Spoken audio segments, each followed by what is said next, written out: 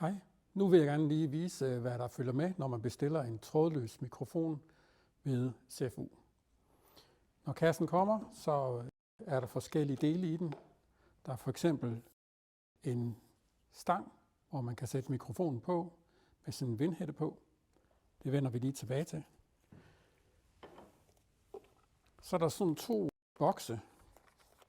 Den ene er lidt tungere end den anden, og heri er der selve mikrofonerne og modtageren.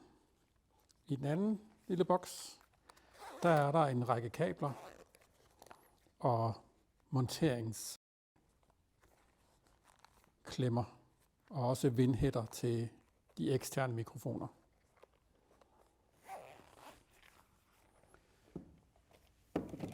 Derudover er der en pose med forskellige ledninger og også de her lavalier-mikrofoner.